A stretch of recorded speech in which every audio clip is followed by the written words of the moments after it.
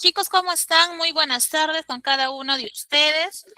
¿Me confirman, por favor, el audio, ya?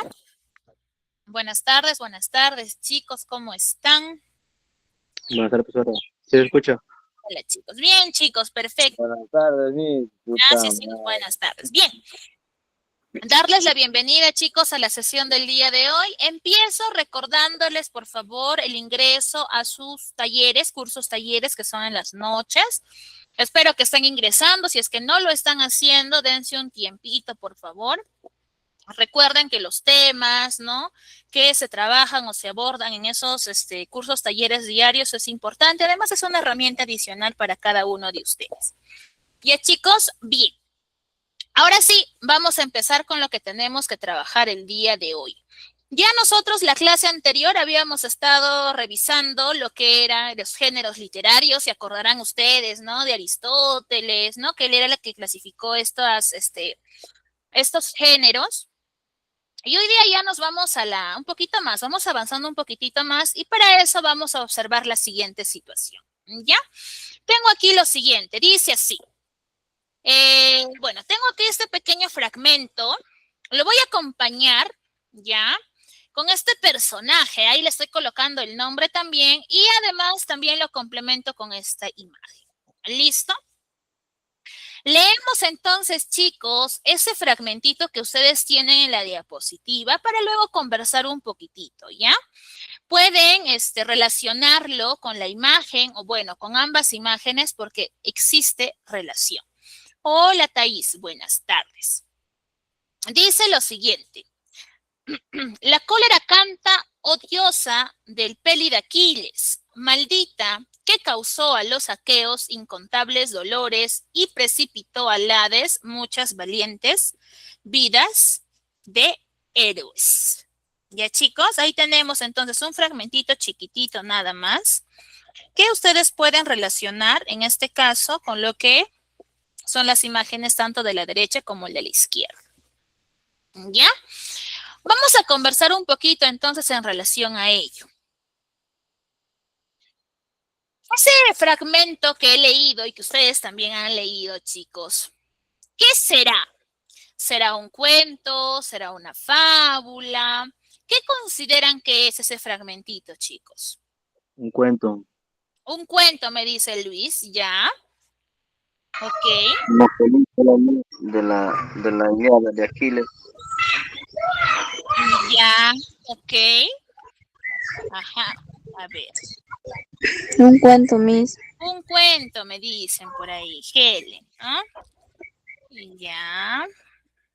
Si alguien me ha ingresado con un usuario diferente, me avisa, ¿ya? Por favor. Una fábula, un cuento, me dice Lisette también, ya, ok. Ok. ¿Recuerdan el contenido de lo leído anteriormente, chicos? ¿Recuerdan el contenido por ahí? ¿De quién les estaba hablando? A ver, ese De fragmentito Hades. que... Ya, ¿qué pasa en ese fragmentito? A ver, ¿qué recuerdan? Los dos de Hades. De Aquiles. Sobre Aquiles, muy bien, sí, se menciona De Aquiles. Aquiles. Los héroes. A ver, cuidado con sus audios, a ver por ahí, porque si no, interrumpimos a los demás. Ya, María, adelante, María, te escuchamos. María, Sobre el cuento de Aquiles. ya, sobre el cuento. Ya, vamos ahí. Ya, a ver, ¿qué más? Ok, a ver. Ese contenido leído, en realidad, ¿se les hace familiar, chicos? Algo que quizás ustedes han leído o han visto quizás, porque ahora, a veces nosotros conocemos un poco más a través de películas, no sé, por ahí que quizás les suena, Sobre, les hace familiar. sobre los dioses se trata, Miss. Sobre dioses, Arturo, ajá. Sí, tiene mucho de relación. Hay mucho, mucho vínculo ahí cuando hablamos de dioses. Sí, muy bien, Arturo. Sobre personajes, Miss. Ya, ok, muy bien. Ahora, Lo que ustedes han leído inicialmente es más que todo un poema, ¿ya? Por eso es que esos versos corresponden a una obra muy conocida. ¿Alguien me puede decir a qué obra pertenecerá? ¿A qué obra creen ustedes? Es más, por ahí me parece que alguno de ustedes ya lo había mencionado. ¿A qué obra corresponderán esos versos, chicos? Literaria. Claro, es una obra literaria, pero ¿a qué obra será? ¿A qué obra será, chicos? ¿A qué obra será? Lírica. ¿A qué obra, chicos? Lo de regreso al inicio, ¿ya? Ahí tengo a Homero, tengo esos versos. La cólera canta odiosa del peli de Aquiles, dice, maldita que causó a los aqueos incontables dolores y precipitó al Hades muchas valientes vidas de héroes. ¿A qué obra literaria corresponderán estos versos? ¿Alguien tiene alguna idea? Aunque ya me lo han dicho. ¿A qué obra será? Por ahí me hablaban de Aquiles y quizás con él lo vinculan con una obra. ¿Tienen alguna idea, alguna noción por ahí?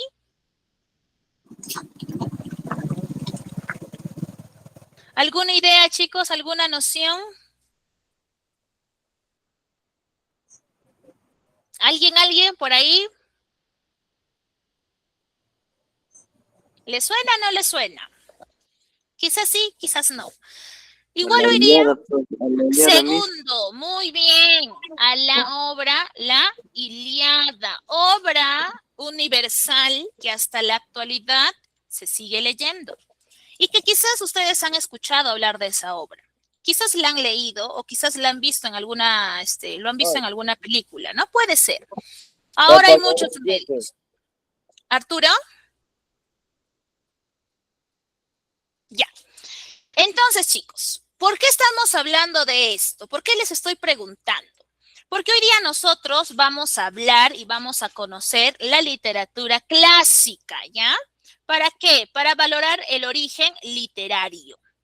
Cuando nosotros hablamos de literatura, es importante partir desde la base, desde la raíz, ¿correcto? Entonces, vamos a empezar hablando de la literatura clásica o clasicismo griego también. ¿Ya? ¿Qué podemos decir de esta corriente, chicos? La literatura clásica, ¿ya? Se desarrolla en lo que es el occidente y fue la primera corriente literaria, chicos, ¿ya? La literatura clásica se desarrolla en Grecia y Roma y constituye la base fundamental sobre la cual se van gestando otras corrientes literarias a lo largo del tiempo. Ahora, en esta época, que fue vamos a encontrar obras que han sido cantadas, recitadas, ¿correcto? Principalmente esa era su forma de transmitirlas a través de cantos y recitales, ¿correcto? Ahora, cuando nosotros hablamos de literatura clásica, vamos a hablar de periodos. Para empezar, vamos a tener el periodo jónico y también vamos a tener el periodo ático. El periodo jónico constituye o desarrolla el género épico y el género lírico. Y tú ya sabes qué es el género épico y qué es el género lírico. Tú ya los conoces porque ya los has trabajado la clase anterior, ¿correcto? Ya los conoces. Ahora, dentro del periodo o dentro del género épico, tenemos a Homero con la obra Ilíada y Odisea y tenemos a Hesíodo con la obra Teogonía. Y dentro del género lírico tenemos a Píndaro y a Safo, con la obra Epinicios por el lado de Píndaro y Epitalamios por el lado de Safo. ¿Correcto? Tú ya conoces estos dos géneros, ya te los he presentado, ¿correcto? Tú ya recuerdas. Profesora, y en el periodo ático, ¿qué se desarrolla? ¿Qué género me falta aquí, chicos? Tengo género épico y lírico. ¿Qué género me falta? ¿Recuerdas que eran 3? ¿Qué género me falta? ¿Quién me dice? ¿Qué género me falta? Género épico, género lírico y género Dramático. dramático. Muy bien, me falta el género dramático. El género dramático se desarrolla en el periodo ático. Lo vamos a ver más adelante, ¿ya? Entonces, ahora, seguramente ustedes han escuchado hablar de Homero. Homero es uno de los escritores más populares, más conocidos y además más leídos a nivel mundial. ¿Correcto? Las obras, que son esas dos que les estoy mencionando y que están observando en la diapositiva, son las más conocidas. Pero hay un tema importante aquí. ¿Alguien ha escuchado hablar sobre la cuestión homérica? ¿Alguien tiene alguna información quizás? ¿O es la primera vez que tal vez estamos escuchando este asunto de cuestión homérica? ¿Alguien por ahí tiene alguna noción? ¿Ha escuchado tal vez? ¿Ha investigado? ¿Lo ha leído, etcétera? ¿Alguien por ahí quizás? Ninguno y ya.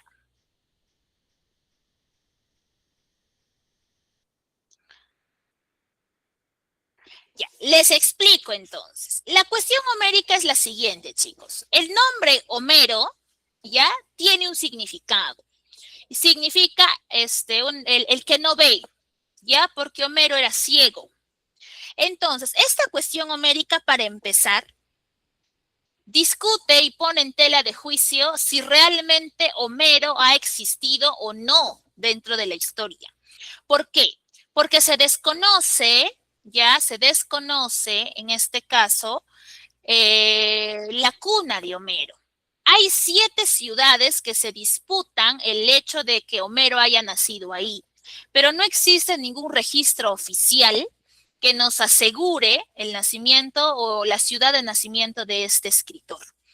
Eso lleva a pensar, a dudar si realmente ha existido o no ha existido.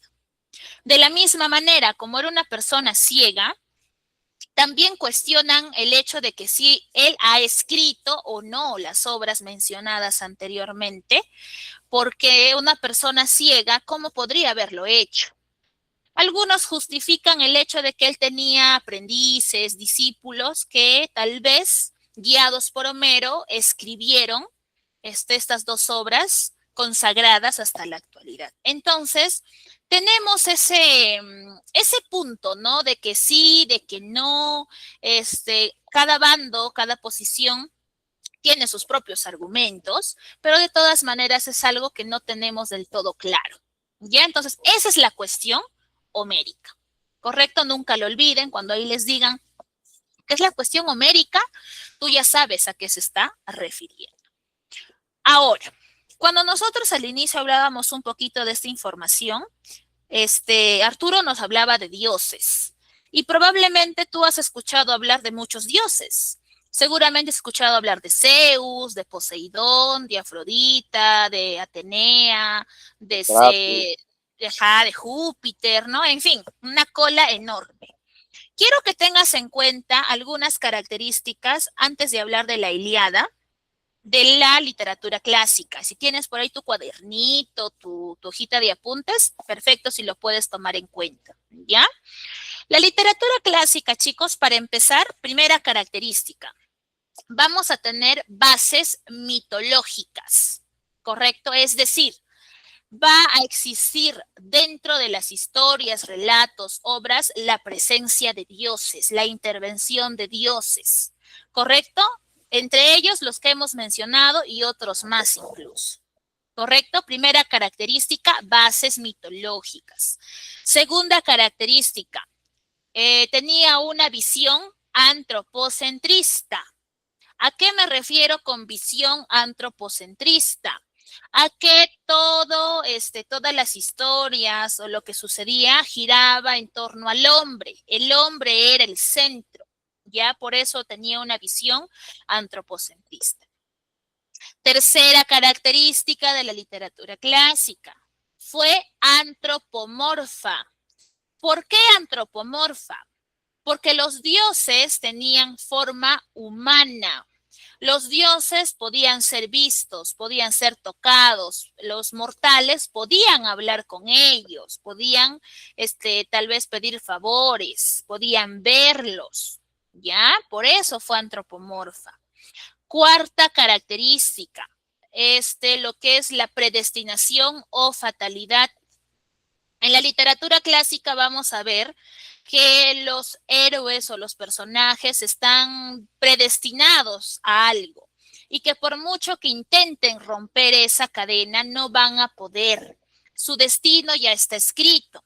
Así que hagan lo que hagan, las profecías se van a llevar a cabo. ¿Ya? Quinta característica. La literatura clásica tuvo un afán didáctico. A través de sus héroes, de sus historias, de sus hazañas, intentaban educar, enseñar valores, ya, comportamientos, conductas hacia los demás. Entonces, chicos, 5 características importantes. Bases mitológicas, visión antropocentrista, fue antropomorfa, predestinación o fatalidad y afán didáctico. ¿Listo? 5 características que quiero que recuerdes y que tengas en cuenta y que vas a encontrar en los relatos que vamos a nombrar a continuación. Vamos con la primera obra de Homero, que es la Ilíada, ¿correcto? ¿Qué podemos decir de la Ilíada, chicos? La Ilíada es una obra literaria que está considerada dentro del género épico y que desarrolla la especie epopeya heroica, ¿correcto? Está compuesta por 24 cantos y tiene como antecedente el mito de la manzana de la discordia. La Ilíada, chicos, tiene o desarrolla como tema central las cóleras de Aquiles. Y esta obra nos cuenta o nos narra los últimos 51 días de una guerra que se produjo entre griegos y troyanos, ¿correcto? En sí esta guerra duró 10 años, pero en la obra solamente se nos cuenta los últimos 51 días, nada más. Ahora, ¿cuál es el mito de la manzana de la discordia? Nos mencionan que en el Olimpo se estaba festejando el matrimonio de Peleo y Tetis. Tetis era una diosa y Peleo era un mortal. Es importante que te acuerdes de estos dos personajes.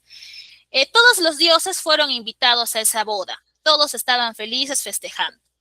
Pero no invitaron a Eris, que es la diosa de la discordia. Ella no fue invitada a este banquete, a esta fiesta. Eris se enojó tanto que hizo una manzana de oro y en esa manzana de oro talló para la más hermosa y la lanzó al medio de la pista, vamos a decirlo así, y esa manzana chocó, tropezó con los pies de 3 diosas, ¿correcto? Estas diosas eran las siguientes: Atenea, Afrodita y Hera. Atenea es la diosa de la sabiduría, Hera es la diosa del matrimonio y Afrodita la diosa del amor o de la belleza, ¿ya? Esa manzana de oro tallada choca con estas 3 diosas y se produce una pequeña pelea. Las 3 indican que esa manzana es para ellas mismas, sin embargo, se le empiezan a quitar. Van en Zeus, que es el dios de todos los dioses, y le dicen que él elija y decida para quién es la manzana. Zeus, para evitar meterse en problemas y evitar que haya una división entre todos los dioses, decide enviar a Paris la tarea de que él elija a cuál de estas 3 diosas le corresponde la manzana dorada, ¿ya? La manzana de oro. Paris es el príncipe troyano, es un príncipe troyano que está descansando él cómodamente hasta que estas 3 diosas bajan a la tierra a hacerle la pregunta de cuál de estas 3 es merecedora de la manzana. Para esto, cada una le hace una oferta. Atenea le ofrece ser un muy estratega y que a cada pelea o guerra a la que él se enfrente siempre va a salir victorioso. Hera le dice o le promete que si la elige, ella le va a dar poder y va a ser una de las personas más poderosas entre todos los mortales. Y Afrodita le ofrece el amor de la mujer más bella. Paris elige a esta última y Afrodita es la que se queda con la manzana de oro. Y este amor de la mujer más bella es de Helena. ¿Quién es Helena? Helena es la esposa de Agamenón. ¿Quién es Agamenón? El rey de los griegos. ¿Qué es lo que sucede o cómo es que empieza esta historia, chicos? Agamenón había raptado a la criada de Aquiles. Aquiles es el héroe o el personaje principal de toda esta historia, ¿ya? Aquiles aquí sufre su primera cólera. Ellos estaban ya en una contienda con los troyanos, ya estaban peleando, y aquí a Agamenón se le ocurre la brillante idea de raptar a la criada de Aquiles y esto lo molesta, ¿no? Lo hace que éste se enoje y vaya al palacio y le reclame y le pida que le devuelva a su criada, pero Agamenón se niega. Entonces Aquiles, en su enojo, en su cólera, decide retirarse de la guerra. Decide ya no apoyar a los griegos. Va a quejarse con su mamá, ya, va a quejarse con su mamá y esta le dice, o bueno, no, le cuenta que en este caso Agamenón había raptado a la criada de él. La madre de Aquiles, que es Tetis y Peleo, por lo tanto Aquiles es un semidios. Bueno, Tetis va en Zeus y le pide que por favor Zeus apoye a los troyanos para que ellos ganen la guerra, ya que ella se sentía muy ofendida porque los griegos le habían dado la espalda a Aquiles, ¿no? ¿Por qué? Porque le habían hecho lo que le hicieron. Los troyanos, cuando se enteran que Aquiles había renunciado y que ya no iba a pelear, los troyanos se sintieron mucho más seguros y empezaron a atacar con mucha más fuerza y empezaron a ganar más terreno. Patroclo, que era el mejor amigo de Aquiles, va a buscarlo y le pide que por favor regrese a la pelea. Pero Aquiles se niega. ¿Qué hace Patroclo en su desesperación? Toma la armadura de Aquiles y toma su caballo y va a enfrentarse a los troyanos. Los troyanos desde sus torres empiezan o ven a lo lejos que alguien se acerca y por la armadura creen que se trata de Aquiles. Así que Héctor, el príncipe troyano, hermano de París, sale a enfrentar a Aquiles, entre comillas, y lo termina matando. Esta noticia de la muerte de Patroclo llega a oídos de Aquiles, y aquí se produce la segunda cólera.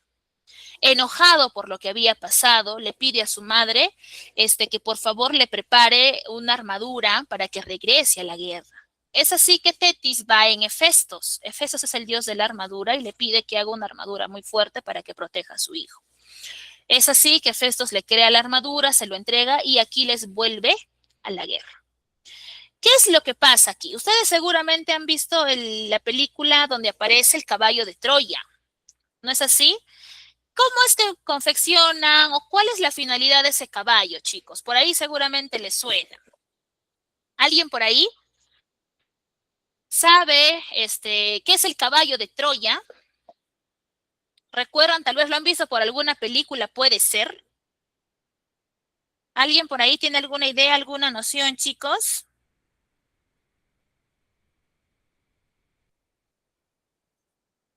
Segundo, adelante.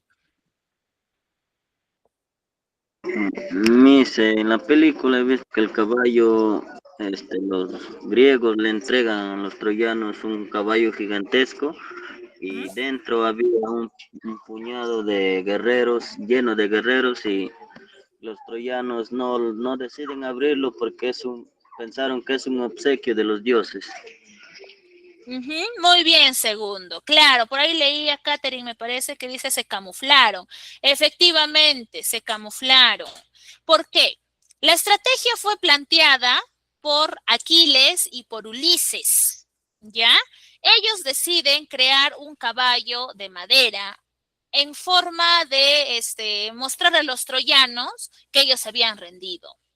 Los troyanos atacaban desde sus torres. Ellos tenían una torre muy sólida y no había forma de penetrarlos. Así que su idea o su estrategia fue esa. Hicieron el caballo y como por aquí lo dicen Catherine y Joan, ellos se infiltraron en ese caballo. Llevaron el caballo y les dijeron a los troyanos, nos rendimos. Y esta es nuestra prueba de que nosotros perdimos y que ustedes ganaron. Los troyanos ingenuamente recibieron y abrieron las puertas del castillo para que ese caballo ingrese. Cuando el caballo ingresó al territorio de los troyanos, del vientre se abrió una puerta y empezó un ataque fulminante de todos contra todos. Aquiles sale del vientre del caballo y su único objetivo es matar a Héctor para poder vengar la muerte de Patroclo. Y efectivamente, Aquiles va en su víctima, ¿no? Que es Héctor, y logra matarlo. Una vez que lo mata, lo amarra al caballo, a su caballo, un carruaje, y empieza a, vamos a decir, a correr todo el espacio arrastrando el cuerpo de Héctor. ¿Ya? Para esto, el padre de Héctor, que es Príamo, va a buscar a Aquiles, a pedirle que por favor le devuelva el cuerpo de su hijo. Aquiles en un principio se niega, llevado por la cólera, por el dolor. Sin embargo, Príamo le dice que lo ha ido a buscar no en calidad de rey, sino en calidad de padre, que le permita hacerle los funerales a su hijo. Así que Aquiles se convence, le entrega el cuerpo de Héctor a Príamo y se festejan las funerarias, ¿no? Los funerales de Héctor, y de esa manera termina esta obra. Como les dije al inicio, la Ilíada solamente nos narra los últimos 51 días de una guerra que duró 10 años, ¿no? Y que al final pues salieron como ganadores los griegos. Ellos ganaron al final esta guerra. Ya, entonces hay un resumen chiquitito nada más, chicos, de esta obra que en sí es bastante amplia. Hasta aquí, ¿alguna consulta, chicos, por parte de ustedes? ¿Ninguna duda? ¿Ninguna consulta? Ya. Me confirman entonces con un like por ahí si todo hasta aquí está claro, ¿ya? Sí, todo claro, listo, muy bien. Entonces, la Ilíada, chicos, se teje mucho con la siguiente obra de Homero, que es la famosa Odisea, ¿ya? La Odisea, por su parte, chicos, tiene como protagonista a Ulises, y Ulises ha participado en la guerra anterior, ¿ya? Dentro de esta obra vamos a encontrar, en este caso, que la Odisea también está dividido en 24 cantos. También pertenece al género épico y también desarrolla la especie epopeya heroica. Ulises ya es el personaje principal y dentro de toda la obra de la Odisea, esta obra está dividida en 3. Tenemos la telemaquía, que consta de cuando el hijo de Ulises, Telémaco, sale de Ítaca a buscar noticias de su padre.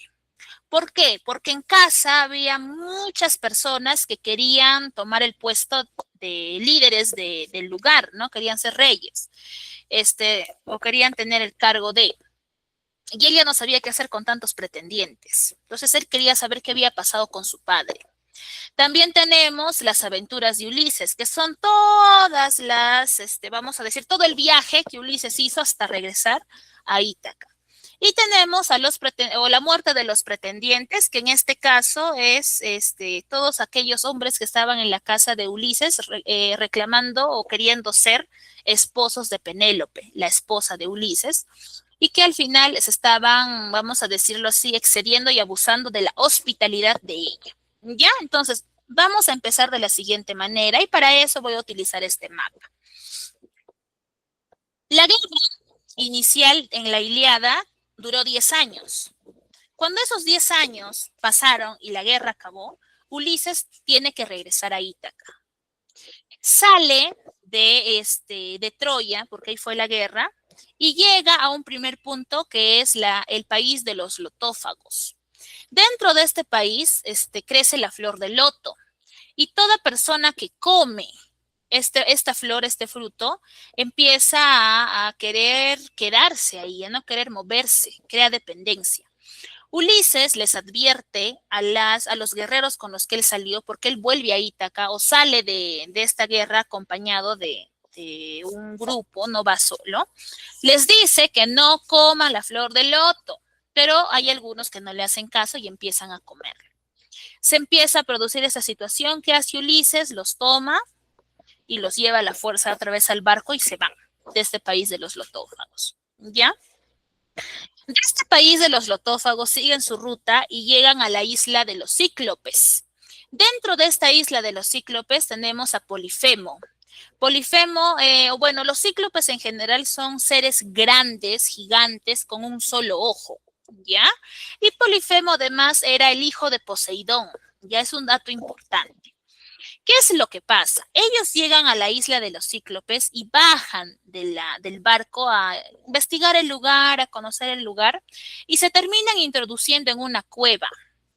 Y no contaban con que el dueño de la cueva, que era Polifemo, iba a regresar con sus ovejas y iba a proceder a cerrar esa cueva con una roca inmensa. Una vez que ya estaban encerrados, Polifemo se da cuenta que hay intrusos en su casa y empieza a conversar con ellos y empieza a comérselos uno a uno. Para esto, Polifemo le pregunta a Ulises cómo se llama. Y Ulises hábilmente le dice nadie. ¿Correcto? Ulises entra en desesperación porque poco a poco Polifemo va comiéndose y comiéndose a sus tripulantes y él ya no podía aguantar ese tipo de escena, ¿no? Él quería salvar a los que quedaban para que puedan irse y continuar su viaje. ¿Qué es lo que hace? Empiezan a hablar con Polifemo y Polifemo le dice a Ulises, tú me has caído muy bien, así que como me has caído muy bien, tú vas a ser el último al que me voy a comer. Cuando Polifemo se queda dormido, Ulises con los que quedaban agarran un palo con punta y le clavan eso en el ojo a Polifemo. Polifemo empieza a gritar desesperadamente, mi ojo, mi ojo. Y los vecinos cíclopes le preguntan, Polifemo, ¿qué te pasó? Y le dicen, no, me insertaron un palo en el ojo y no puedo ver. Los cíclopes se enojan y le preguntan, ¿quién fue? Dinos, ¿quién fue para poder vengarte? Y Polifemo dice, nadie, fue nadie. Entonces los cíclopes lo toman por loco, deciden ignorarlo y seguir su camino. ¿Qué es lo que hacen aquí? Llega el amanecer y los que quedaban junto con Ulises se camuflan en el vientre de las ovejas de Polifemo y de esa manera logran salir de la cueva. En este caso, llegan a la embarcación y se van. Pero antes de, Polifemo se queja en Poseidón, ¿no? Y le dice que lo han lastimado de esa manera. Y como Poseidón es el dios del mar, se cobra, vamos a decir, la venganza por lo que Ulises le había hecho a su hijo, alterando el mar, pues, ¿no? De esta manera llegan a la isla de Eolo. Ya Eolo es el dios del viento y le regala a Ulises varios saquitos con diferentes vientos de diferentes direcciones. Ulises recibe esos saquitos, vuelve a la embarcación, lo guarda y les dice a sus acompañantes que por nada del mundo abran esos saquitos. Se queda dormido Ulises y estos desobedientes abren todos los sacos y el barco empieza a irse por todo lado. ¿Correcto? Empiezan a perder el rumbo y de esa manera llegan a la isla o a la morada de Circe, ya que es una hechicera. Llega el barco ahí, los que quedaban, los tripulantes bajan, Ulises seguía dormido, pero al bajar esos tripulantes se encuentran con Circe y Circe los convierte en animales. Ulises cuando despierta se da cuenta que está solo, ¿no? Que se quedó con algunos nada más y ellos le preguntan, ¿no? O bueno, él les dice, ¿dónde está el resto? Y ellos le contestan, bajaron a ver el lugar, pero no han regresado. Ulises baja a buscar a sus compañeros y se le presenta un dios y le dice, ¿sabes qué? A tus compañeros los han convertido en animales, para evitar que a ti te pase lo mismo, le entregan una hierba. Esa hierba podía, vamos a decir, lo protegía contra el hechizo de Circe. Va a buscar a Circe, le pide que por favor devuelva a sus tripulantes, que los devuelva a su forma natural, y ella le ofrece un banquete. Bueno, él se queda a comer, Circe intenta convertirlo en un animal también, pero no puede porque ya él está protegido. Y aquí pasa un año. Ya chicos, pasa un año. Después de ese año, Ulises recupera a sus compañeros y regresan al barco. Pero antes de irse, Circe le advierte a Ulises que al seguir el camino él va a llegar a la isla de las sirenas y que tenga mucho cuidado porque con su canto pueden hacer que él se aviente al mar, vaya a buscarlas y ellas se lo van a devorar. Ulises hace caso a su advertencia, le pide a sus acompañantes, a sus tripulantes que lo amarren al mástil lo más fuerte que puedan y ellos por su parte se tapan los oídos. Y efectivamente llegan a la isla de las sirenas, aquí está Escila y está Caribdis y ellas empiezan a cantar. Los tripulantes lógicamente no pueden escucharla porque están con sus oídos tapados, pero Ulises sí, y Ulises empieza a desesperar. Intenta desatarse, pero no puede. Y de esa manera pasan este lugar. De esa manera llegan a la isla de Helios. En esta isla, chicos, hay ovejas sagradas que nadie puede tocar ni matar. Pero los acompañantes de Ulises hacen justamente lo que no deberían hacer. Y terminan matando a esas ovejitas sagradas. Y en venganza les destruyen la nave con la que estaban viajando. Sin embargo, siguen el trayecto y llegan a la isla de Calipso. En esta isla, Ulises se queda 7 años, chicos. ¿Ya? Se queda aquí 7 años. Pasadas esas cantidades de tiempo, Ulises se da cuenta que ya ha pasado demasiado, así que decide irse. Y de esa manera llega a la tierra de los Efesios, que es su última parada. Aquí el rey y la princesa lo ayudan a que él llegue a Ítaca. Al llegar a Ítaca se encuentra con una escena que no quería ver, y es la de los pretendientes. Ulises no se presenta por lo que es, sino que se disfraza de vagabundo, para poder ver qué es lo que está pasando. Penélope no quiere casarse con nadie, ya, pero ya le están exigiendo y presionando tanto que tiene que sí o sí casarse. Entonces, ¿qué es lo que hace? Les pone un reto a los pretendientes del arco y flecha y les dice que aquel que logre pasar esa prueba va a ser la persona con la que ella se va a casar. Nadie puede hasta que le toca al vagabundo, entre comillas, y este es el único que pudo cumplir con este reto. Al darse cuenta, él se quita el disfraz y todos se dan cuenta que se trata de Ulises. Así que junto con su hijo terminan matando a todos los pretendientes. Y de esa manera termina la historia. Toda esta ruta, chicos, dura 10 años. Es decir, en total, Ulises, ¿cuántos años ha estado fuera de Ítaca? A ver, apliquemos matemática. ¿Cuántos años ha estado fuera de Ítaca, chicos?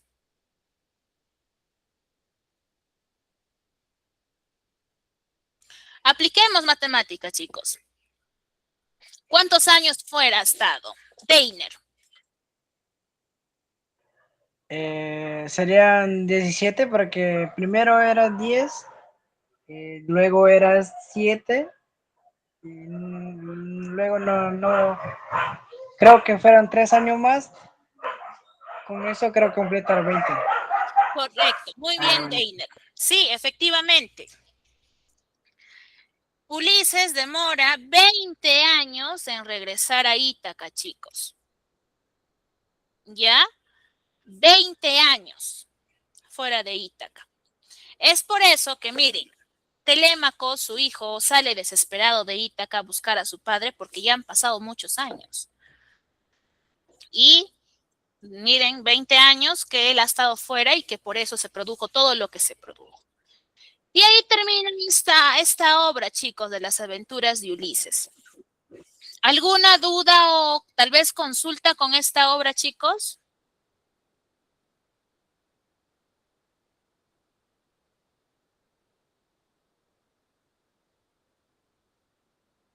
¿Dudas, chicos? ¿Preguntas, consultas? Ah, ya. ¿Por qué se disfrazó Luis? Se disfrazó porque él no quería que todos en ese momento sepan que él ha vuelto. Él quería ver hasta dónde podían llegar estas personas que estaban cortejando, intentando casarse con Penélope. ¿Por qué? Porque al estar en la casa de Ulises, estaban abusando ya de la hospitalidad de ese hogar.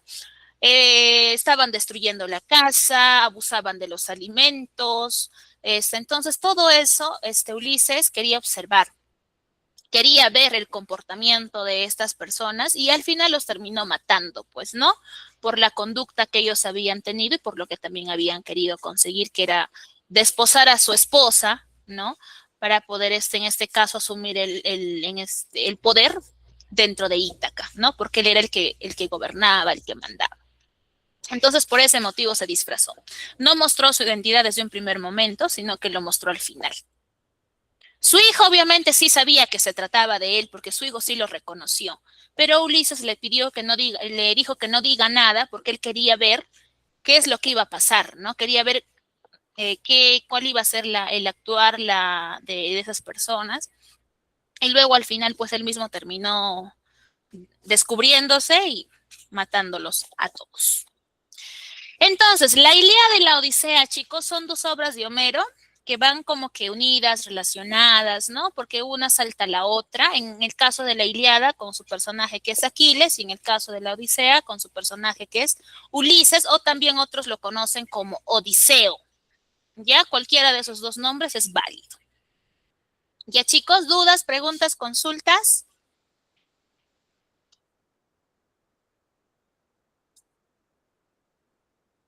¿Dudas, chicos? ¿Ninguna? Ya. Ahora, yo les decía, ¿no? Hay un periodo jónico del género épico. A ver, segundo, dinos, adelante. Disculpe, se me fue el internet por un momento en la parte donde Ulises Ulises acertó con el ¿cómo se llama? Con el reto de la flecha. En esa parte no escuché y se me fue el internet. Ya. Ya, segundo. El reto que Penélope les puso a todos era el reto del arco y la flecha, y les dijo que aquel que lograba pasar con la flecha todas las señalizaciones que ella iba a poner, iba a casarse, pues, ¿no? Con él. Ningún pretendiente pudo, solamente Ulises, ¿no? Que era un vagabundo ante los ojos de los demás. Incluso se burlaron de él porque decían, ¿no? ¿Cómo un vagabundo puede aspirar a casarse con ella, ¿no? Puede aspirar a tener el poder, porque ellos desconocían que ese vagabundo en realidad era Ulises. Entonces, él fue el único que pudo con esa prueba, y Penélope ahí se dio cuenta que el que estaba detrás de ese disfraz era su esposo, porque ella les puso ese reto, porque solamente su esposo era un as en ese juego. Y ella sabía que ninguno iba a poder, por eso es que decide elegir esposo con ese reto que les puso. Y efectivamente, pues no, él es el único que pudo, logró cumplir el reto. Él mismo ahí da a conocer que es Ulises, y termina matando absolutamente todos los pretendientes que habían invadido Ítaca, y particularmente su hogar, su castillo, intentando hacerse del poder, ¿no? Entonces ahí está, ahí termina esa historia, segundo. Ahí en esa parte, en ese tramo te quedaste seguramente. Ahora sí, eso es el periodo jónico. Vamos con el periodo ático. Les decía, ¿no? ¿Qué género me faltaba? El género dramático. Y el género dramático se vincula al teatro, ¿correcto? Recuerden que el teatro o las obras que se incluyan dentro de son obras que son para leer, pero también para actuar. Y efectivamente, aquí vamos a tener una obra que seguramente ustedes han leído, han escuchado, quizás no también, no hay problema.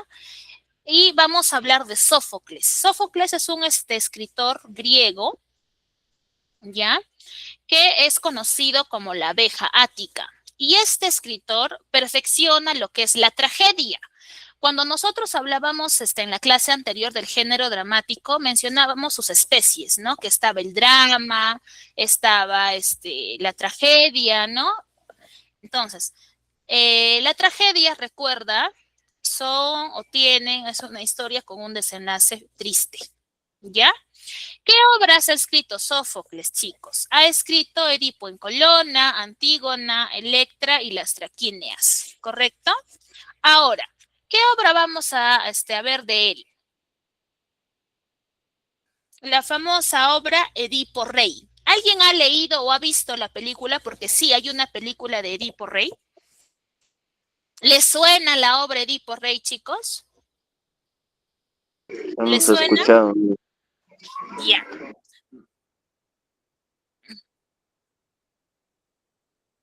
Bien. Edipo Rey, chicos, es una obra que pertenece al género dramático y que desarrolla la especie tragedia.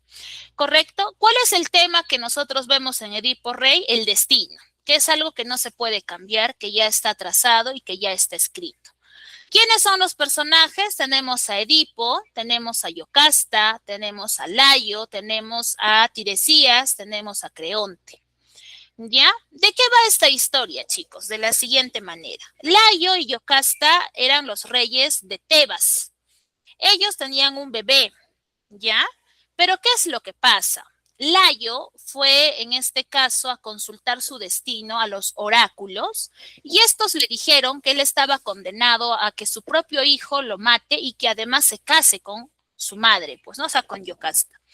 Layo, al escuchar esta situación, vuelve a su castillo, vuelve a Tebas y le dice a Yocasta que tienen que deshacerse del bebé que tenían. Yocasta no lo quería hacer, pero no podía ir en contra del rey. Así que llaman a un mensajero y le dicen que mate al niño y que se deshaga de él, pues, ¿no? Es así que Yocasta entrega a su hijo y este mensajero lo lleva atado de pies y manos en un palito, ¿no? Imaginémonos que esto es el palito y acá lo atan, colgadito fue el niño, el bebito, y va a un lugar muy alejado para que lo mate. Pero al ver al bebé, este mensajero se toca el corazón y solamente lo deja abandonado y que las fieras se lo coman, pues, ¿no? Regresa a Tebas y le dice al rey que ha cumplido con su misión y que ha matado al bebé. A este lugar a donde este mensajero deja al bebé es una zona muy alejada, muy apartada. Casi no había posibilidad de que nadie lo salve. Pero, casualmente, por ese mismo lugar estaba andando un pastor que pertenecía al reino de Corinto. Al encontrar a este bebé, lo toma y lo lleva ante sus reyes. Los reyes de Corinto eran Mérope y Pólibo. Y le dicen, ¿no?, que él había encontrado este bebé abandonado en las afueras. Y como estos reyes no podían concebir, decidieron adoptar a Edipo y hacerlo crecer. ¿Por qué le ponen Edipo? Edipo significa el de los pies hinchados. Por ese motivo, ¿ya? Entonces, Edipo crece, ¿ya? Y va a consultar a los oráculos su destino. Al llegar, estos le dicen que él está condenado a matar a su padre y a casarse con su madre. Edipo se asusta tanto que decide huir de Corinto. Él ya no regresa a Corinto y decide escaparse. En esa huida que él hace, llega a un camino a un cruce de 3 caminos. Y aquí tiene un pequeño enfrentamiento con unos hombres y con un carruaje. Y él termina asesinando absolutamente a todos. Sigue escapándose y llega a la entrada de Tebas. Al llegar, hay la noticia y el rumor de que el rey había muerto y que necesitaban un nuevo gobernante. La única forma de elegirlo era que aquella persona que se deshacía de la esfinge, que era un monstruo que los aterraba, podía convertirse en este caso, en rey. Es así que Edipo se enfrenta a la esfinge le hace un acertijo y le dice que si no acierta, ella lo va a matar, pero que si contesta adecuadamente va a salir ganador. ¿Cuál era en este caso el enigma que tenía que resolver? La esfinge le dijo, ¿no? ¿Qué es eso que por las mañanas camina en 4 patas, por la tarde en 2 y al caer la noche en 3? Edipo contesta correctamente a este acertijo y termina matando a la esfinge. Este acto hace que él sea el nuevo soberano, él se casa con Yocasta, llegan a tener hijos con Yocasta, y ¿qué va a pasar aquí? Que Tebas empieza a ser asolado por una peste. El ganado empieza a morir, empiezan a haber muchas enfermedades, la tierra se vuelve estéril, etcétera. ¿Qué hace Edipo? Manda a Creonte, su cuñado, que es el hermano de Yocasta, a consultar a los oráculos qué es lo que está sucediendo. Creonte se va y al volver a Tebas vuelve junto con Tiresias. Tiresias es el adivino y mano derecha, se puede decir, de Apolo. Apolo es el dios de la predestinación. Y Edipo le dice, pues, ¿no? ¿Qué es lo que está pasando? ¿Por qué el pueblo, por qué Tebas está teniendo esta situación? Si es que es alguna maldición. Y Tiresias le dice que Tebas está siendo azotado por una peste porque la sangre, porque el asesino que ha matado al rey está entre los tebanos y que hasta que no descubran quién es, la situación va a seguir.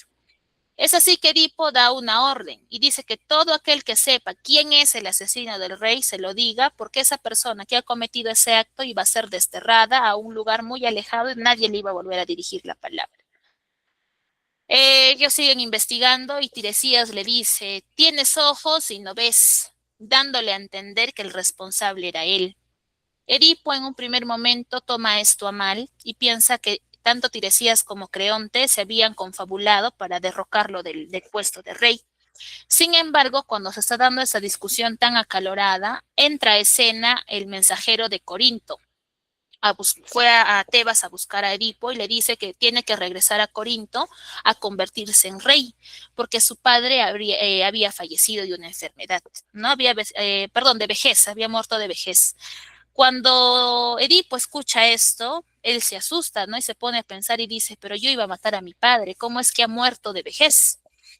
Entonces, aquí el mensajero le confiesa que él no es hijo de ellos dos, que él lo había encontrado en un lugar abandonado y que él lo había llevado a Corinto y que los reyes se habían apiadado de él y ellos lo habían criado.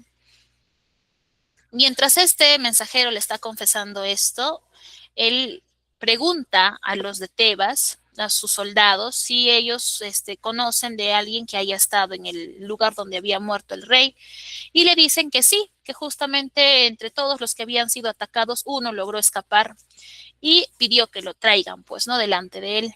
Casualmente, este que había logrado escaparse de este enfrentamiento es el mismo mensajero que hace muchos años atrás había abandonado a Edipo de bebé en este lugar alejado. Al presentarse, le cuenta, pues, ¿no? Edipo le pregunta que dónde ha muerto el rey, y le dice que en el camino en el cruce de los tres caminos, ellos estaban dirigiéndose, caminando, pasando con el carruaje junto con Layo, y que un joven se los había golpeado y había terminado asesinando absolutamente a todos. Y Edipo se da ahí con un golpe de realidad porque el que había hecho eso era él.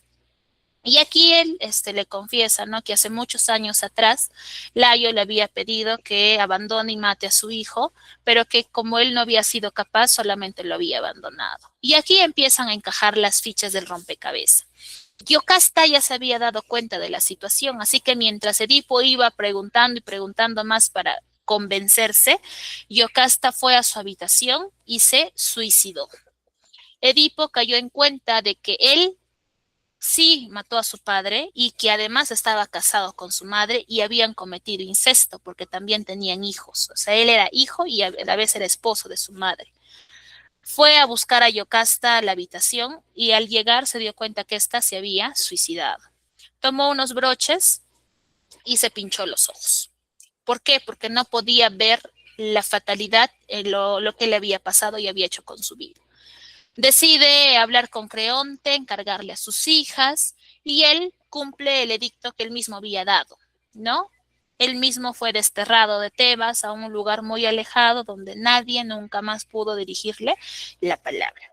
Y con esta salida de Edipo, la ciudad de Tebas volvió a recobrar la paz, la tierra volvió a ser fértil, el ganado volvió a ser fuerte y todo se arregló, vamos a decirlo, en este lugar. Y de esa manera termina la obra Edipo Rey, chicos. Una obra bastante extensa también, pero hay un resumen chiquitito. Pueden leerlo, incluso me parece que hay una película también, entonces, donde les cuentan un poquito sobre esta obra. Entonces, nos podemos dar cuenta que el destino sí o sí se cumple.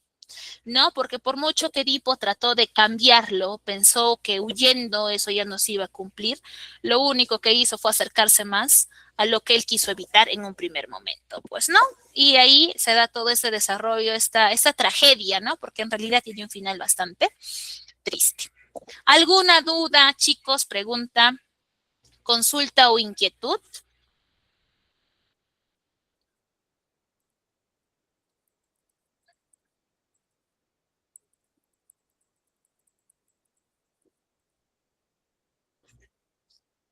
¿Dudas, chicos? ¿Dudas? Ah, ya. ¿Por qué se casó con su madre? Ya. Les decía, ¿no? Que él al llegar a Tebas, recuerden que Edipo creció en Corinto y él por huir de lo que le habían dicho que iba a ser su futuro, se va a Tebas o llega a Tebas en realidad. Y él se convierte en soberano porque él mata a la Esfinge. La Esfinge era un monstruo que asustaba a todos los tebanos. Entonces, él como logra responder adecuadamente al acertijo de esta Esfinge, termina matándola. Y este hecho lo consagra a él pues como alguien valiente y él asume o se vuelve el nuevo rey de Tebas. Al convertirse en rey, pues lógicamente tiene que casarse con la reina, que en este caso es Yocasta, ¿no? Por eso es que se vuelve esposo de su madre, sin saberlo, lógicamente, ¿no? Por eso es que se casa con ella. Listo, chicos. Todo bien, todo claro. Muy bien, chicos. Entonces, miren, estas tres obras, tanto de Homero, la Ilíada y la Odisea, como Edipo Rey, que es de Sófocles, ojo, es otro escritor, son obras universales. Ya hasta la actualidad estas obras se siguen leyendo porque han marcado un hito muy importante dentro de lo que es la literatura. ¿Ya? Como no hay dudas, no hay preguntas, no hay consultas, paso a preguntar yo. ¿Ya? ¿Qué aprendimos el día de hoy, chicos? ¿Sobre qué hemos hablado el día de hoy? ¿Qué me dicen? Por ahí pueden mandarlo al chat o pueden en este caso también levantarme la manito para poder darles el pase respectivo, ¿ya? ¿Qué aprendimos el día de hoy? Arturo, adelante.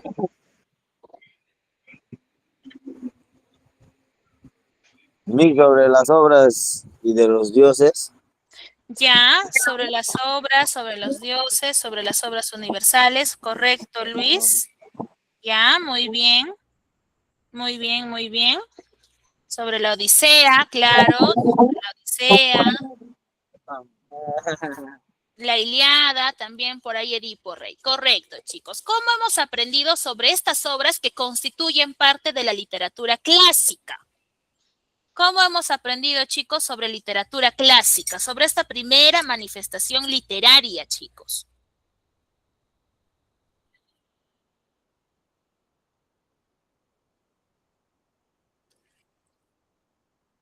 Ya, ¿cómo hemos aprendido sobre el contenido? Ya. Hemos aprendido de literatura clásica, entonces, a través de estas obras, ¿no? Que son obras que se leen, ¿no? Obras que son extensas en realidad, pero que tienen un contenido interesante al final de la historia, ¿no? Ahora que tú ya conoces sobre esta primera manifestación literaria, que es la literatura clásica, ¿para qué te va a servir? ¿Para qué te va a ser útil, chicos?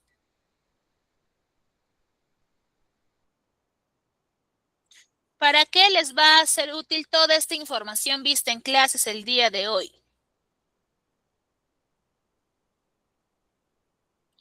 ¿Para qué les va a servir, chicos? Para mejorar la literatura, ¿viste? Ya, a ver, Luis me dice para entender mejor la literatura, ya, correcto. Con esto nosotros estamos partiendo, ¿no? Porque ya ustedes han revisado literatura, pero siempre es importante entender de dónde nace, de dónde parte. Y efectivamente el punto de partida es esta literatura que, como les dije al inicio de la clase, marcó el inicio de todo un desarrollo que vamos a ir viendo a lo largo del bimestre, ¿ya? También, lógicamente, les va a servir para su examen, porque por ahí les van a preguntar de Yocasta, les van a preguntar de Telémaco, les van a preguntar de Ulises, les van a preguntar de Aquiles, de Héctor, ¿no? Entonces también esa información les va a ser totalmente útil. Bien, chicos, perfecto. Felicitar, en este caso, su ingreso a clases, chicos, de la misma manera, agradecerles por haber participado. Espero que hayamos entendido esas 3 obras, que tengan bonita semana, bonito domingo también. Cuídense bastante, chicos, y ya nos estaremos reencontrando para la próxima sesión de clase. Ya, chicos, cuídense. Buenas noches con cada uno de ustedes, chicos. Hasta la próxima. Gracias. Chao, Mi. Buenas noches. Gracias. Cuídense, chicos. Chao.